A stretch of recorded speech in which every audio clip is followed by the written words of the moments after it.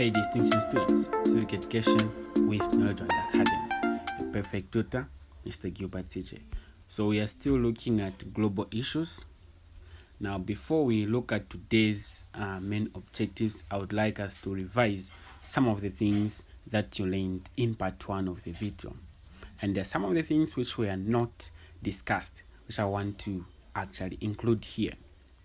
So global issues, we said these refer to developments and challenges that affect the welfare of people in all the nations or in all the countries.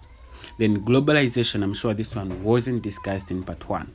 So globalization refers to the emergence of a global society or the development of a global society in which the economic, social and political events in one part of the world have an impact on the other part. So it's like the whole world is becoming one village. The whole world is becoming one society. So this is what we are calling globalization. Then global interdependency was discussed in part 1. It is a situation where a certain country's welfare depends on the policies of another country or other countries. Then examples of global issues, we looked at human rights, we said we have HIV and AIDS, war and peace, international trade, good governance, global warming, among others. These are some of the examples of global issues, these problems that affect the welfare of people in all the nations. We also looked at foreign aid. We said the transfer of funds, goods and services from one country to another. Now this foreign aid is in two forms. There is bilateral aid, which takes place between two countries, and multilateral aid, which involves more than two countries. Now, those are the types of foreign aid. Bilateral and multilateral. Now, apart from that, we also have forms of foreign aid.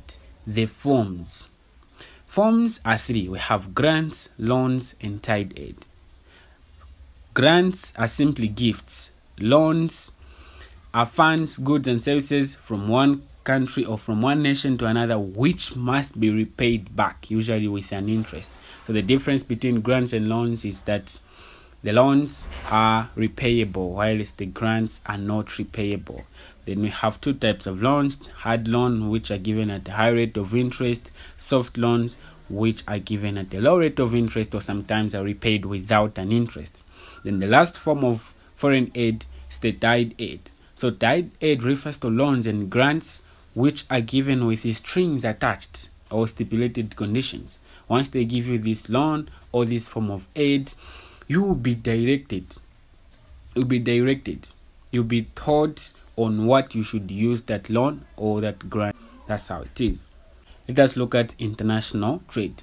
International trade is one of the global issues. It's a global issue. Now, what is trade? First of all, before we talk about international trade, let's talk about trade itself. So trade refers to the buying and selling of goods and services with a view of making a profit. That's trade. The buying and selling of goods and services with a view of making a profit. Now, there are 2 types of trade.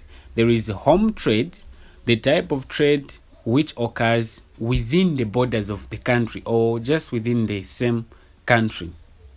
From Lusaka to Chipata, from Lusaka to Mkushi, Lusaka to Ndola, just within the same country. That is the home trade. Then apart from that, we also have international trade, the type of trade which occurs between or among different countries. So these are the 2 forms of trade that we have.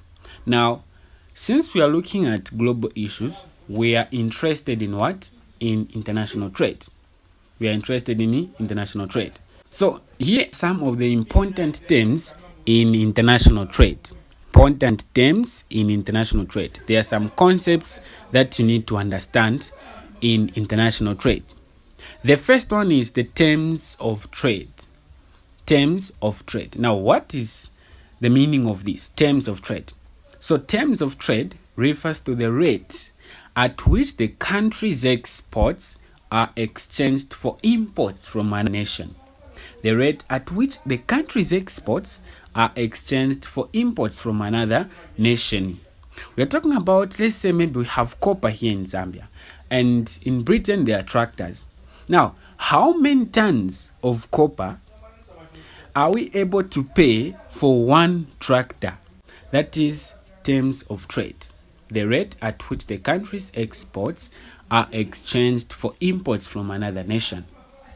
So when you compare the tons of copper which can be exchanged for one tractor from Britain, you may find that the price of copper is either higher than the price of the tractor, or the price of the tractor is higher than that amount of what? That amount of copper that you've brought. So this brings us to these two important terms now. We have favorable terms of trade and unfavorable terms of trade. So favorable terms of trade occurs when the price of exports are higher than the price of imports. So in this case, the price of the copper is higher than the price of the tractor.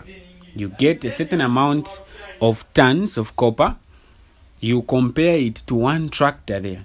You find that the copper is more expensive than the what? Than the tractor.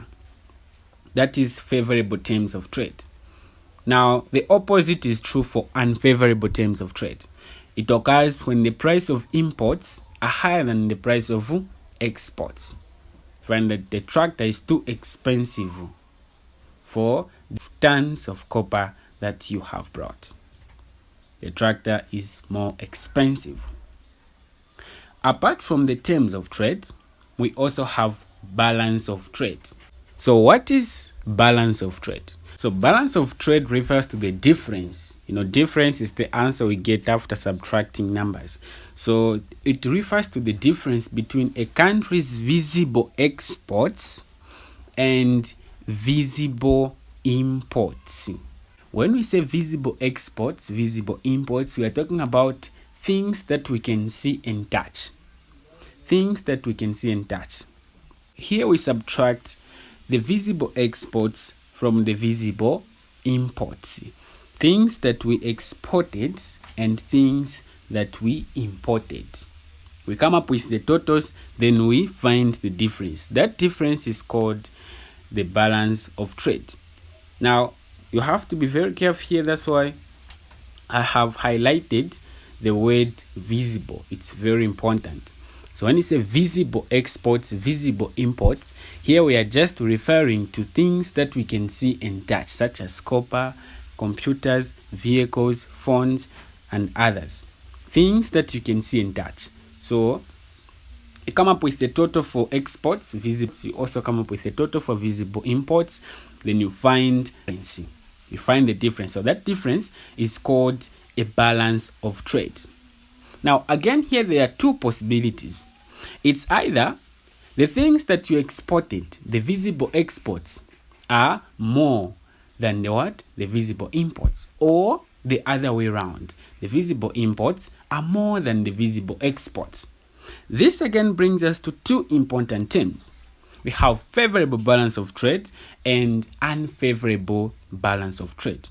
So favorable balance of trade occurs when the visible imports are less than the visible exports. The visible imports are less. That is, the visible exports are more.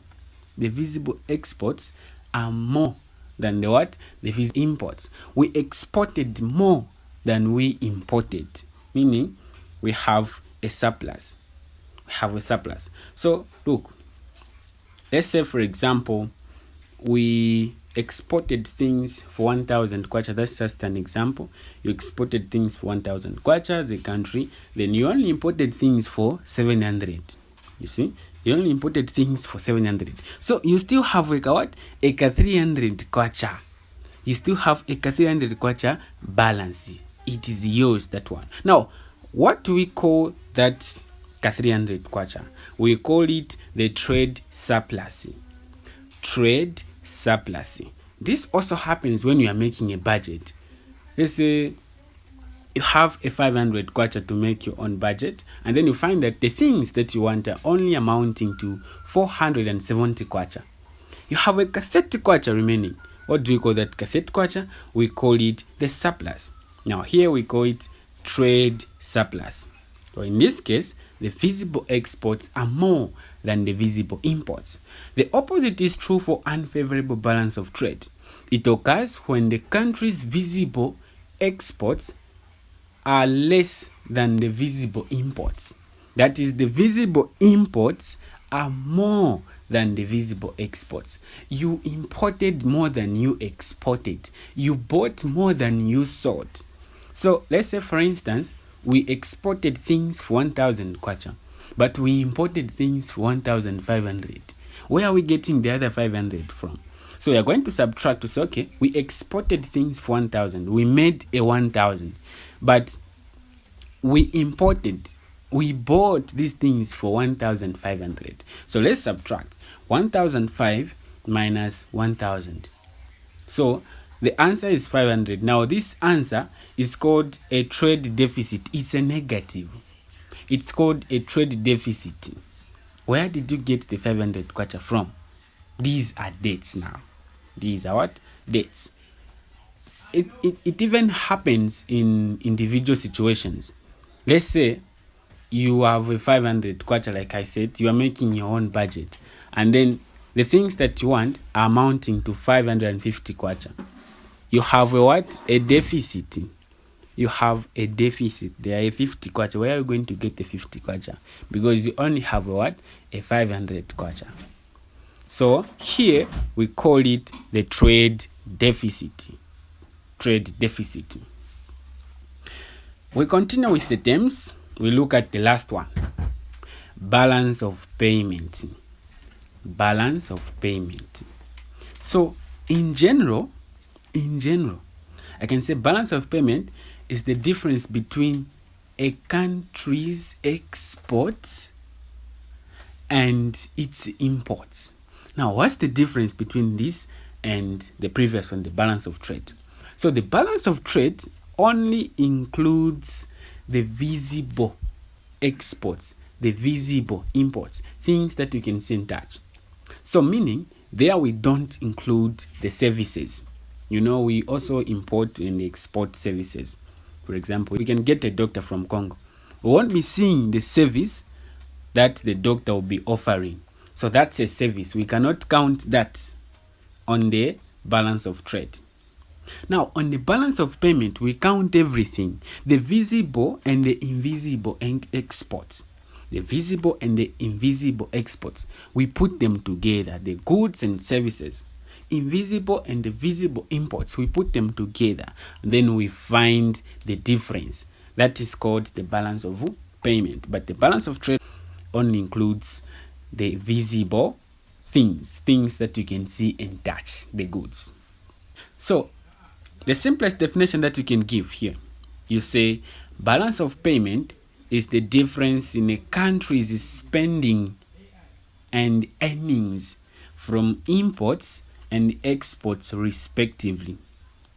What's the meaning of this word respectively? It means the difference in a country's spending on imports and earnings from what? Its exports. Earnings from its exports. You find the difference. So you say, okay, how much did we spend on the imports? How much did we spend on the imports, the all imports for the year 2022? You find the total. Then you come to the exports. How much did we earn from the exports? How much did we get from everything that we exported in 2022? You come up with a total. The difference there is the what? The balance of payment. Don't get confused with these two. Balance of payment, balance of trade. Balance of payment also involves the services, but balance of trade does not involve the services. It only includes the visible things, the visible imports and the visible exports. Again, when you compare these two numbers, You compare the spending and the earnings from imports and exports respectively. You are going to have two possibilities here. It's either favorable or unfavorable. Now, in this case, let's start with the unfavorable. Unfavorable balance of payment occurs when a country receives less foreign currency from its exports, but pays more foreign currency on its imports. So, in simpler terms, we say a country spends more on the imports, but receives less on the exports. It is spending more on the imports, but it is receiving less on the what? On the exports. We can bring this one to individual situations. You have a business. Now the business, let's say maybe it's just giving you 1,000 kwacha per month. This business of yours is only giving you 1,000 kwacha per month. So the business is the export. In this case, the business is the export. Now you have expenses. You have responsibilities. After you sum up all these things, you find that they are amounting to 1,600. That's the total of the expenses, things that you are supposed to pay for. So, you are receiving less than you are paying. Now, the difference here is called payment deficit. There, it's called trade deficit. Here, it's a payment deficit. The opposite is true for favorable balance of payment. Here the country receives more foreign currency from exports but spends less foreign currency on the imports. Now this is called the payment surplus. What you are selling is giving you more than what you are buying. So in this case now it will be the opposite, like I said. Let's say your business is giving you 1,500, but your expenses are only amounting to 1,000. So you're having a what? You're having a surplus 500 there. Numbers. You need to be good with numbers here. We are comparing numbers. So that is called favorable balance of payment, and the difference in this case, it is called the payment surplus. These are the terms that you need to understand about international trade. Let us talk about the World Trade Organization. In as much as we have talked about international trade, it is very important that we know this organization, the World Trade Organization. So what is this? This is simply an organization that regulates trade between countries. That is its main objective. It regulates trade. So it was established in 1995 to replace the General Agreement on Tariffs and Trade, which was formed in 1947. It is not a specialized organ of the United Nations. It is not part of the United Nations, like it came from the United Nations. No, it's on its own. However, it has cooperation arrangements and it works closely with the United Nations. It has 146 member countries, and its headquarters are in Geneva, Swaziland. These are very important things that you need to know. Now, what are the functions of the World Trade Organization? 1. It sets out rules for regulating international trade. It interprets trade agreements, and it impartially settles trade disputes between nations. It settles trade disputes. Let's say as you trade from country to country, you have trade disputes there. Who can resolve that dispute? It's this organization, the World Trade Organization. Then from there, it also organizes trade negotiations among its members. It organizes trade negotiations among its members. They say, okay, Zambia, you have copper. Okay, China needs copper. But China, come here, let's make business. Okay, so how much can you sell this copper? Just like that. They organize trade negotiations among the members there. Because Zambia is a member country. Let me mention this. Zambia is a member country of the what? The World Trade Organization. Principles of the World Trade Organization. It has got principles. The first one is non-discrimination. Non-discrimination. No country should be discriminated here. It should work fairly and equally for all the countries. Then free trade. Each and every country must be able to trade freely And trade barriers should be reduced through negotiation. Then the other one is predictability. So this means that foreign companies, investors and governments should be confident that tariffs and other trade barriers will not be raised arbitrarily. When there is a match and then you say, oh, Zambia will win 2-0, you have predicted the match. So even the World Trade Organization, it predicts trade to say no, the trade barriers will not be raised arbitrarily here. They'll be like this, so that the foreign investors and companies can be confident even when they are coming. Competition. There should be free competition in international trade. Free competition. Then, apart from that, there is also special privileges for less developed countries, the LDCs, less developed countries. There are special privileges. Now, what are these special privileges?